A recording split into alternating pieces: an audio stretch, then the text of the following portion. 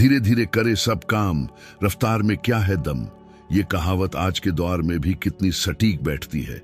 ज्यादा जोर लगाने से काम बिगड़ सकता है, ये बात तो जग जाहिर है। लेकिन सच्ची ताकत क्या है? शोर नहीं, संयम। उस शांत सागर की तरह जिस पर तूफान भी बेअसर होते हैं। लोग कहते हैं कुछ लोग जन्म से ही शांत होते हैं, मगर ये सच नहीं है। शांति कोई जन्म सिद्ध गुण नहीं, बल्कि एक कला है जिसे सीखा जा सकता है, घड़ा जा सकता है। ये एक योग्यता है जो अभ्यास से निखरती है। मन को संभालना ही असली शक्ति है, बाकी सब दिखावा। कितनी बार आप गुस्से में बह गए जिसका बाद में पछतावा हुआ? लेकिन एक समझदार व्यक्ति वही करता है जो सोच समझकर करता है। वो हर बात में उलझता नहीं, वो सुनता है, समझता है और फिर सोच समझकर बोलता है। एक बार मैं एक बड़े व्यापारी से मिला था। उन्होंने मुझसे बेहद रूखा व्यवहार किया। सबकी निगाहें मुझ पर थीं। मैं गुस्से में आ सकता था, लेकिन मैंने संयम रखा। मैंने गहरी सांस ली और कहा, मैं आपकी बात समझ सकता हूं। बस इतना ही। उनका गुस्सा शांत हुआ, तनाव खत्म हो गया और मुझे उस मुलाकात से बहुत ज्यादा सम्मान मिला जितना किसी बहस में जीतने से मिलता। लोग सोचते हैं कि तुरंत जवाब देना जरूरी है, अपमान सहना नहीं चाहिए, लेकिन असली ताकत तो अपनी प्रतिक्रियाओं पर काबू पाने में है। आपने देखा होगा, तनाव के वक्त सबकी नजर उस शांत व्यक्ति पर होती है। लोग उससे सुरक्षा और मार्गदर्शन चाहते हैं। यही नेतृत्व है। शांत रहने से बेहतर फैसले होते हैं, ऊर्जा की बचत होती है और सम्मान अपने आप मिलता है। क्योंकि लोग गुस्सैल लोगों पर भरोसा नहीं करते, डरते हैं, लेकिन भरोसा नहीं करते। और बिना भरोसे के नेतृत्व नामुमकिन है। आपका तंत्र प्रशिक्षित किया जा सकता है।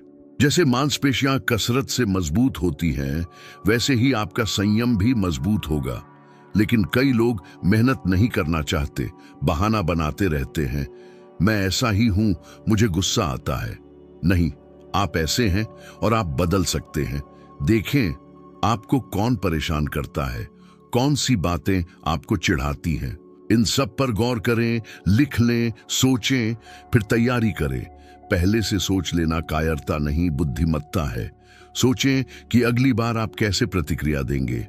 धीमी सांस, सीधी मुद्रा, शांत आवाज, सोच समझकर बोली जाने वाली बातें।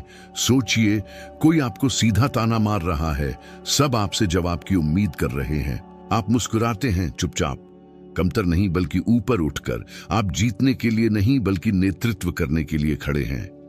यही आपकी असली ताकत है। ऐसे लोगों को देखा है आपने, तूफान में भी शांत।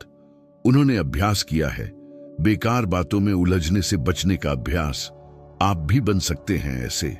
शायद आप सोच रहे होंगे, अगर मेरा अपमान हुआ तो, अगर लोग मुझे कमजोर समझें तो? जवाब साफ है, जो शांति को कमजोरी समझता है वो असली ताकत को नहीं जानता। डर नहीं, प्रभाव छोड़ना है। आज से 7 दिन तक प्रतिक्रिया देने के बजाय जवाब देने का अभ्यास करें। बोलने का समय चुनें। राय देने से पहले सांस लें। खंडन करने से ज्यादा देखें। आप देखेंगे आपकी ऊर्जा बदल रही है। आपको पता चलेगा कि वो ताकत जो आप बाहर ढूंढ रहे थे हमेशा आपके अंदर थी, लेकिन उसे अनुशासन से प्राप्त करना पड़ता है। आप हर बात पर प्रतिक्रिया देने नहीं आए हैं इस दुनिया में, आप नेतृत्व करने आए हैं। और जो खुद को संभाल सकता है वही दूसरों को संभाल सकता है। आपका वर्चस्व आपकी शांति से शुरू होता है और इसे बढ़ाया जा सकता है।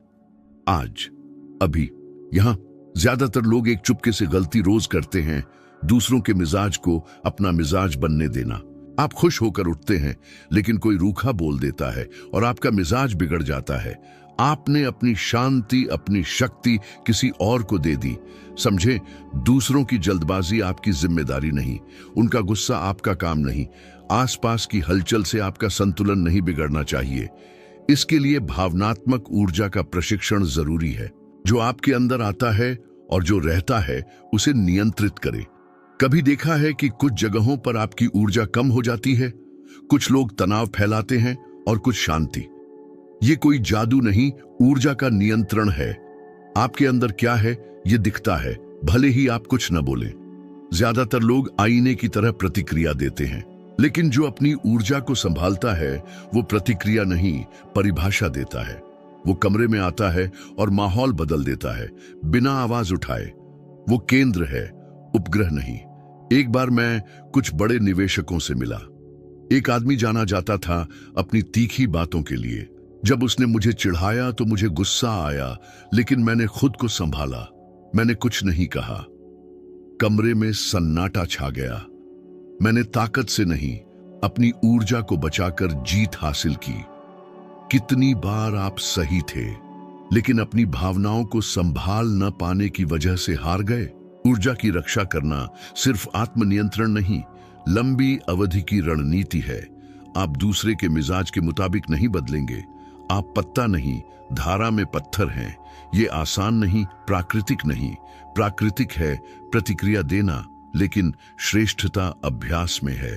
अगर आप हर हाल में शांति बनाए रखना चाहते हैं तो अपनी स्वचालित प्रतिक्रियाओं को देखें।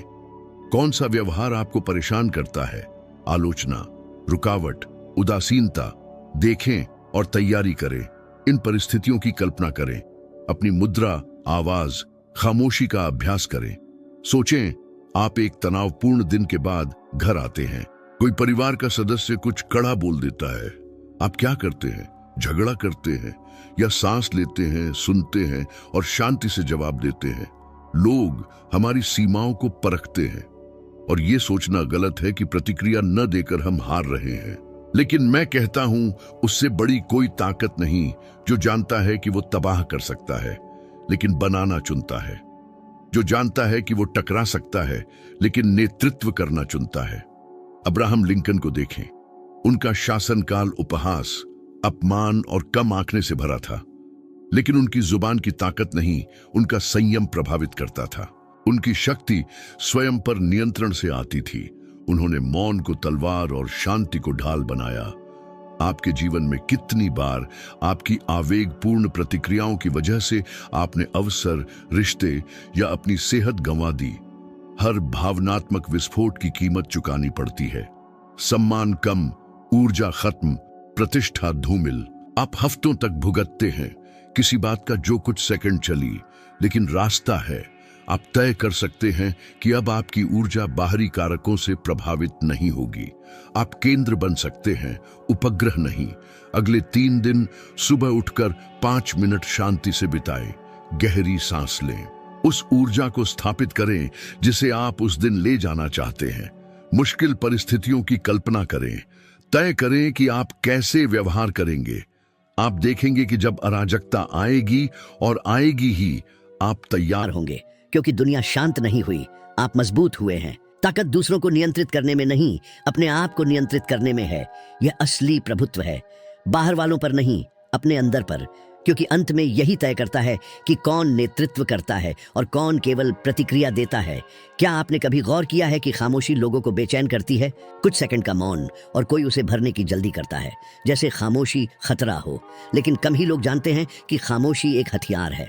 ज्यादातर लोग ज्यादा बोलते हैं, और जितना ज्यादा बोलते हैं उतना कम असर होता है, और अंत में क्या बचता है? शब्दों का ढेर जो कुछ नहीं बना पाया। जो खामोशी को समझता है वो ज्यादा नहीं बोलता, वो तभी बोलता है जब जरूरी हो, और जब बोलता है हर शब्द मायने रखता है।